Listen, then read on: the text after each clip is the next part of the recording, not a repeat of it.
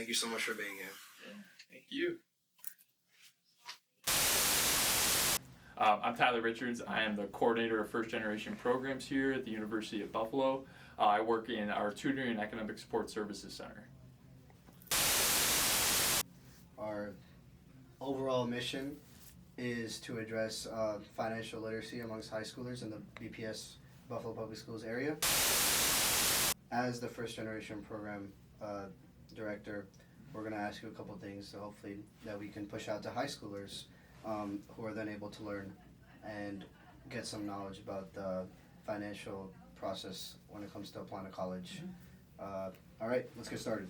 So the first question is, what specific resources does your office provide for first generation students to help them adjust to college life? Mm-hmm. So the program that I primarily run and oversee is our First Gen Summer Bridge and Peer Mentoring program. So we give students like brand new to UB, so incoming first year students that are first gen, the opportunity to take a college level class that's free of cost to them while pairing them up with a peer mentor. So our thought behind that is to give students the opportunity to get acclimated to like the college level course material over the summer, obviously. So kind of like just focusing on one class, as well as pair them up with somebody who's been here at UB for 2 to 3 years and has some prior experience in just understanding college life. And these students are matched with their mentees as kind of in their academic background. So like we try to pair up majors best as possible, so that gives them like that first sense of like, hey, I know what you're going through, I know the classes you've taken, I can kind of help you that way, but also just to kind of acclimate to the university setting. UB college in general, I should say, is a brand new environment for most. It's a lot different than high school, a lot more expectations. Time management's one of the biggest things I notice students like having difficulty with, right? Like you're taking accountability of your life as well as your academics. So like our mentors kind of help maybe shape what their time management looks like, as well as just another point of contact on campus. I think a lot of the times students, they get overwhelmed. I know we overwhelm students, I think, with so much information, so much to know about. And our mentors can kind of help their mentees sift through all of that, like kind of connect them to those resources. Obviously being that friend, that colleague, like this is a very dynamic role that the mentor has. So them kind of showing them kind of the ways around campus, how to be a college student, certain little nuances like how to get inside or how to walk across the campus without going outside during the wintertime. Sometimes, you don't know those types of things. But there's little things, but there's also really big things too. So I think, our purpose and our role of our program is to kind of help those first year students have that support throughout their, first semester, first year. They still have us, throughout their 4 years here as a resource. But really, I think that first year is so important, let alone that first semester and getting your feet underneath you to understand how to best operate in a college setting. So we hopefully do that with our summer bridge, as well as having their mentors with them throughout that whole experience. Excellent. All right. That's a great thing. So for these students that are coming in, how do you advertise your resources to these first gen students? How are they able to learn about your program and then come into it and then be a part of it? Sure. Yeah. So we work heavily with our orientation area here. So the Office of Orientation and Parent Transition Programs, they actually have their orientation data form, or I think it's called the Orientation Advisement Form now. It's a little bit different this year. They have that option. So when students are, saying I'm coming to UB, they put their deposit in. They and they're first gen, so that's all through the FAFSA. That information's delineated from the FAFSA. They will see our option here to participate, opt in. There's a little blurb of information about what the program is. We have a website too, gives all the info about what the program is, expectations, which you can expect from us. And then once they opt in, I reach out to them, find out which class they'll take for the summertime, which one makes the most option for them. As well as we advertise it to other departments here. We work with, I can name just a couple that we solely work with, like our student support services, McNair Scholars Program, we work with C-STEP, we do work with EOP if students want a mentor. EOP has their own summer bridge program, so we actually kind of encompass the students who like wouldn't otherwise qualify for other programs, but are first gen. So we can kind of catch that net of students that, you know, wouldn't have some affiliation with the program and, you know, create that home base.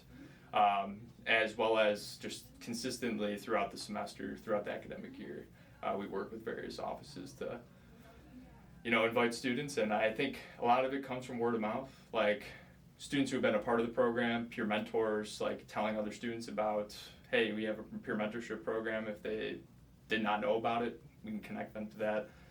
You know, we accept students throughout the whole academic year. We can pair mentees and mentors up as we do it, you know, as they come. So it's always going. Big push is our orientation though. Like we work again heavily with them in identifying our students coming into our program and, you know, and our cohorts over the summertime. All right, thank you so much for that. So once these students are here at UB, how can these first generation students get involved in the campus community to find these mentors? So with our program, so we offer a bunch of different workshops, a bunch of different like kind of engagement opportunities. I think a lot of students, you know, like I can say all the stuff, right? Like, but I think it comes best from a student, a fellow peer, right? Like, I'm not scary, I'm not like intimidating, but sometimes some people find staff members or just university people, you know, intimidating. I get that. But sometimes mentees or the mentors are kind of the face and creating those types of environments or, you know, types of programs. So like sometimes mentors will host their own types of programs.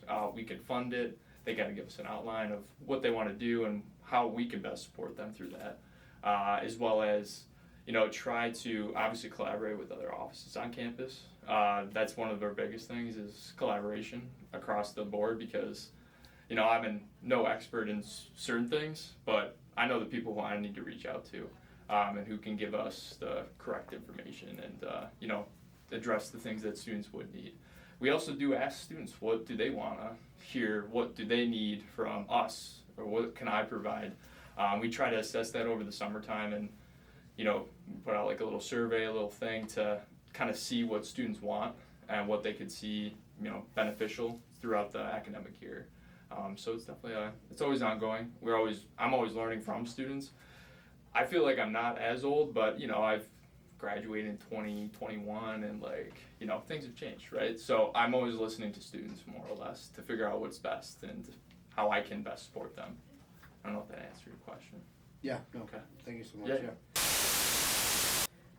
Okay, so a little bit about scholarships here. Mm-hmm. So can you talk about any scholarships or funding opportunities exclusive to first generation students that they can take advantage of?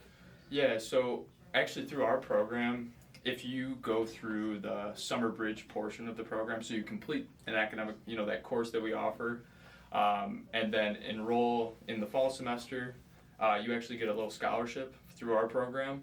And if you maintain that or maintain good academic standing after the fall, going into the spring, you can get another scholarship. So you get it basically 3 times through our program. Obviously, you got to be in good academic standing, you got to be enrolled here, all of those things. But that's an incentive, obviously, to make sure you're on top of your stuff, as well as, you know, another added thing that you get a part of our program. Also, there's definitely a bunch of stuff through the Office of Fellowships and Scholarships, some particularly for first gen, some first gen as well as major specific. So I always encourage students to apply for those and just put a general application out there. You'd be surprised at how many people don't even apply for some scholarships, and there could be like 3 or 4 people that apply and it's like boom, you get that. So that's mutually exclusive to UB, but there's also across the board scholarships that, you know, multiple like organizations offer. I could provide a lot more detail to that, but I don't know if I could rattle off the list of those right now. Yeah, no. You talked a little bit about the summer bridge program. Mhm. Can you explain like what that is? Yeah, so specifics like relating to the summer bridge program. Or like how do like I'm assuming they hear them from like you know, like once you said they reach out like after the deposit is submitted. Yeah. So like what does it entail basically? What is the summer bridge program? Yeah, so it's a 5-week course, obviously condensed. So it's, credited classes. So we offer 2 courses. One is Soc 204, it's a social justice class. That class actually fulfills a diversity and learning requirement in the UB curriculum, so in your pathways. And that would fulfill for all majors, regardless. Most students don't come in with that type of credit. So it's a very versatile class to take.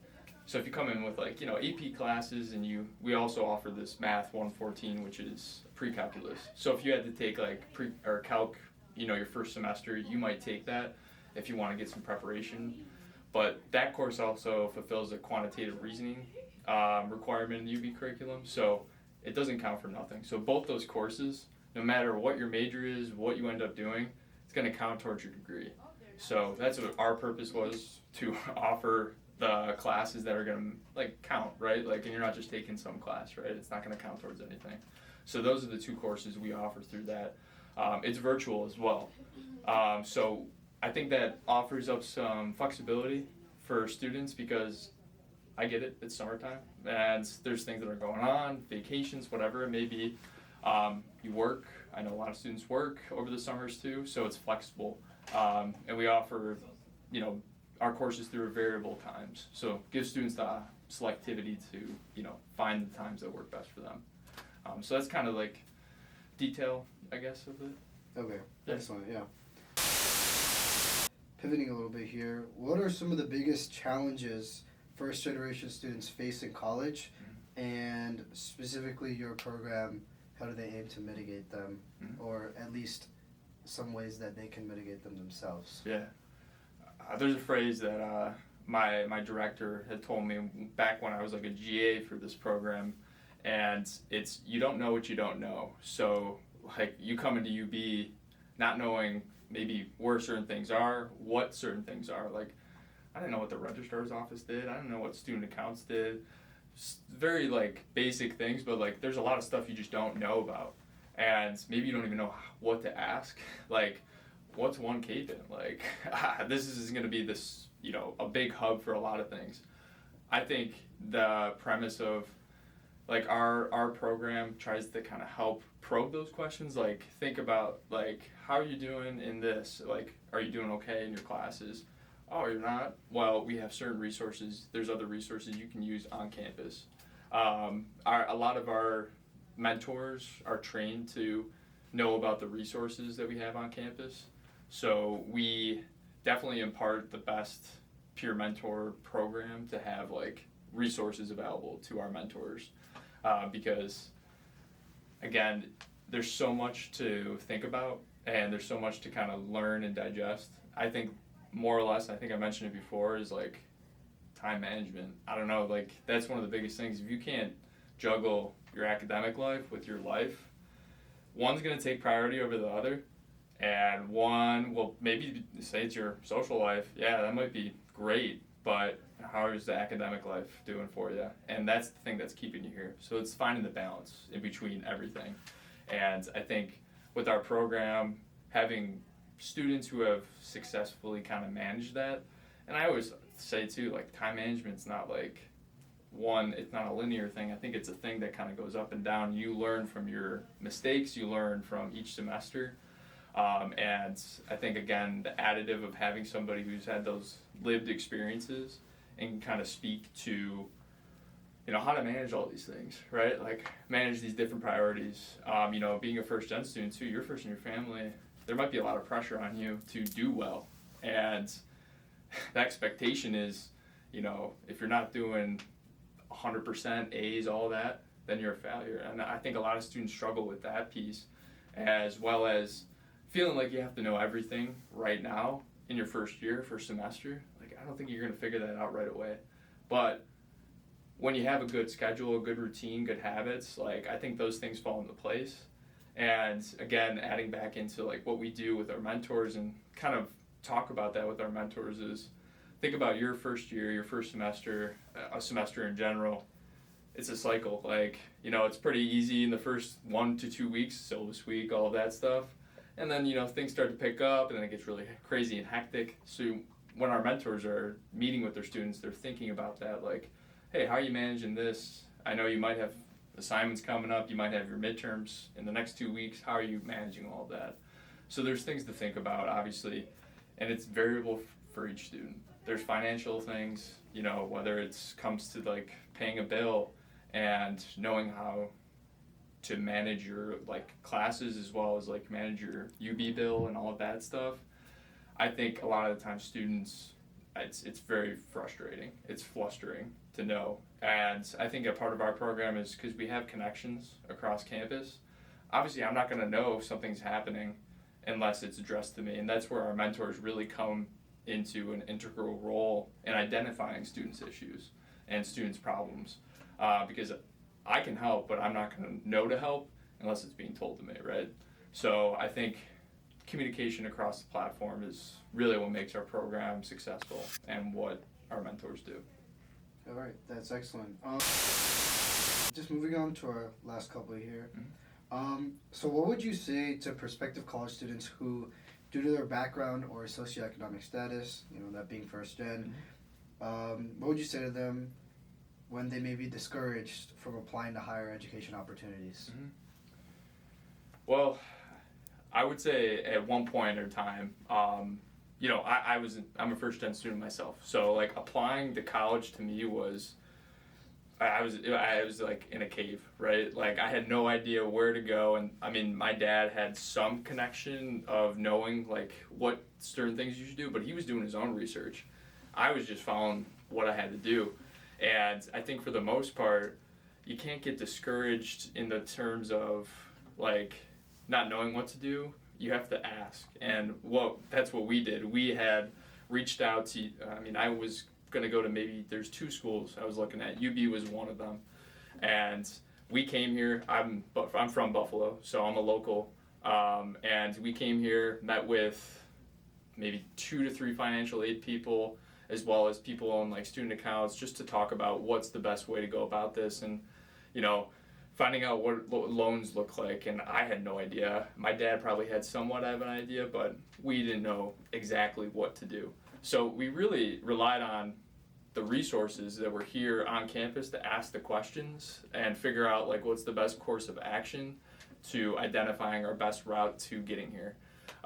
You know, I wanted to dorm, even though I'm from here, but I wanted that college experience. So figuring that out was also fun. And understanding how much time and how much we have to, you know, spend or how much we have to take out. So I don't know if, you know, there's concrete things that I found, but I know that, you know, we relied on reaching out, asking questions to figure out what's the best course of action, because I'm not going to make decisions, or my dad wasn't going to make decisions that we didn't know completely about. And I think for the most part, we relied on our resources on campus to, you know, figure this out, and obviously it was for the best, and I'm sitting here today because of that. All right. From that, how drastically has that application process changed since you've applied? I know you not recently, but it's been a couple of years since you graduated, but even in that small time frame, what are some like key highlights you've seen that have changed, at least in like regards to applying as a first gen? Well, I know the FAFSA has changed tremendously. We work with our financial aid office right now, and we host workshops for students to complete their FAFSA with financial aid reps there, sitting with them, because hell, I look at that thing and it's so confusing. And you know, making sure that they're doing the right thing, taking the right steps. And I think that's one of the biggest, not hurdles, but one of the biggest challenges, I would say, right now. And I know that was an issue with us, with my dad and I, when we were applying for schools, because we didn't know what to look for, what certain loans mean, all that stuff. So relied upon our research and, reaching out to, the schools to figure out what's the best course of action. And I think, like I said, I haven't applied to school in a while, but I can hear it. I do hear it actually working with students in our summer bridge program and, just figuring out, touring campuses, where to go for certain things. So really it's just kind of finding the right people to talk with and not getting so confused with all of the shuffling of different things. So it's definitely probably changed a little bit differently than obviously when I applied, but I think again leaning on your resources that you can get access to, and you honestly relying on the universities to kind of help answer and guide you in those questions. All right, that was excellent. Just one last question before we finish up here. So, students that aren't first generation, so for them, so why should those students be interested in advocating on behalf of first generation students applying to UB? Honestly, we're all allies in life, right? And I'm not to get philosophical in here, but right, like I think anybody who is willing to see success in others, I think everyone would want that same opportunity. And like I know personally, like my friends coming into college, they weren't first gen students. Their parents went to college. Yeah, I would rely on them to like help me maybe answer some questions. Like I'm even positive that my dad maybe reached out to their parents at some point to talk about these things. So, I think it's kind of like that altruistic mentality of like, we're here to help each other, right? Like, I mean, you might be in classes with people that aren't first gen and you guys are probably working together. It's like, it's an identity that you probably have, but is it an identity that you visibly see? No. So that's what makes it kind of an interesting thing. And I think, having somebody that has walked through this, or maybe they have some more knowledge that you do, well, who wouldn't want to impart some of that and guidance into, what the whole mentality is and just going to college, right? And I think for the most part, I don't see why people would want to help each other, right? And boils down to identities of whatever it is. Like we're here to go to our desired programs, hopefully do the things that we love after that, right? All right, thank you so much. Yeah. This was great. Thank you so much for your contribution. Yeah. All right. All right.